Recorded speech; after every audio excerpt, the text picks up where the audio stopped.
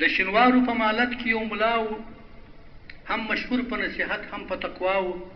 ورته ناست په کلیوال و په سلګونو، را روانې وې جوپې د عالمونو. مسلې چې به یې هره ورځ کولې، د ولس له سترګو اوښکې تویېدلې. ټول مخلوق د ده په خوله د ده په زړه وه، ښځې نر وه که زلمي وه که زاړه وه، که د سر او که د مال پر سر دعوې وې، فیصلې به د ملا صاحب د خولې وې. یوه ورځ یې کړې کیسې د دوژخونو، د مارانو، لړمانو، د اورونو. ویل ښه کوئ له بدو توبهګار سئ او کنونو په غضب به ګرفتار سئ. هسې نه چې د شیطان سره پر لار سئ، اور لړونې د دوژخ د سره انګار سئ. د یوه لمانځه او یا زره غوټې دي، د دوژخ ژورې کندې او شیلې دي، او یا کاله په غوټه کې دي اورونه، هر یو کال یې زموږ او یا زره کلونه. څه به وایم له مارانو لړمانو، له دوژخه په امان سئ مومنانو. هر یو مار لري او یا زره سرونه، په هر سر کې او یا زره غاښونه. هر لړم لري او یا زره نیښونه، په هر نیش کې د زهرو خروارونه. څوک به لویږي په غاښو کې د مارانو، څوک به شومه وي د اور د لړمانو. چې پر لارې د ابلیس څوک برابر وي، تر ابده به یې ځای دغه سخر وي. او خدای جوړ کړي مومنانو ته باغونه، پیدا کړي یې فردوس او جنتونه.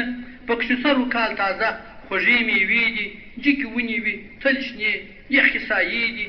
د شربتو او شیدو لري حوضونه، په ویالو کې یې بهیږي شرابونه. هر مومن ته دونه مځکې وررسېږي چې آسونه پکښې ځغلي ستړي کېږي.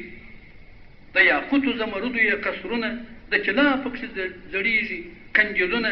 هر مومن ته او یا هورې وي ولاړې، ښایستې وي لکه بتې جګې غاړې. تر بلوړو یې روښان وي اندامونه، له ورېښمو یې جوړ سوي مړوندونه. لا او یا ورته ولاړ ښایسته غلمان وي، د مومن امر ته ګوري غلامان وي. یو تر بل وي ښایسته داسې ښکارېږي، لکه لار د مرغلرو چې ځلېږي. کرۍ ورځ د جنتي کړي خدمتونه، په لاسونو کې د سرو میو جامونه. او که څوک تر نورو خلکو پرهیزګار وي، تل مشغول په بندګي د خپل بادار وي. لا په برخه به یې نور وي نعمتونه، غلمان هوري او د سرو زرو قصرونه. چې په شپه کې د خالق عبادتونه، خدای به ورکي د ښایستو هورو پوځونه. په دا منځ کې یو پښتون څه ورته پورته،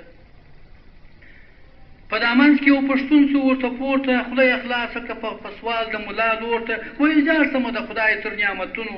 خدای دې ویل جار سمه د خدای تر نعمتونو، هم تر هورو هم غلمانو هم قصرونو. خدای دې موږ ته هم نصیب کړي جنتونه، د شیدو او د شرابو ډک سیندونه. مګر وایه په جنت کې هم بدي سته، له قومونو له تربور سره ګونجي سته.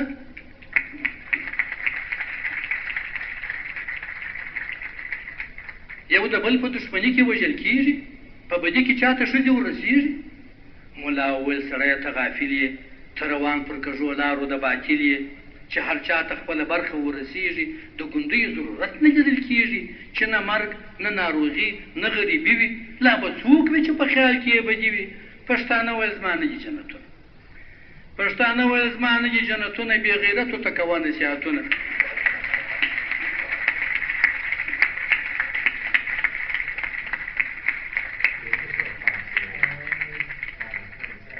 پښتانه ویل زما نه دي جنتونه، بې غیرتو ته کوه نصیحتونه. څه توپیر لري انسان او د وزګړي، چې پر چا باندې پور نه لري د مړي. د هغې بدۍ مزه وي په قرنونو، چې نیکه یې کیسې وکړي د نیکونو. ژوند هغه دی چې د زړه له خروشه ډک وي، در سره وي سل ګولۍ ډک دي توپک وي. دا څه ژوند دی چې نه جنګ وي نه تربور وي، نه دې لاس د خپل تربور په وینو سور وي، نه د اصل او کمسل وي خبرې، نه د چا له تورې پورته سي بڅري، نه د بیټ نه د سړبن خبرې کېږي، نه غلجۍ نه درانۍ به معلومېږي، نه دا ځای د مېړنو نه پښتنو دی چې د بل په خیرات پای د هغو دی. دا جنت یا د ملا یا د میرزا دی، یا چې نه لري غیرت د هغه چا دی.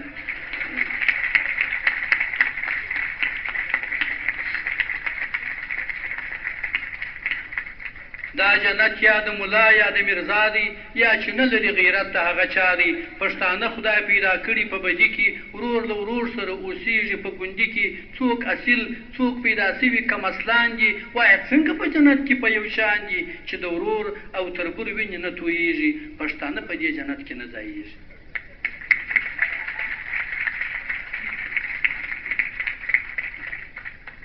بس نو زه به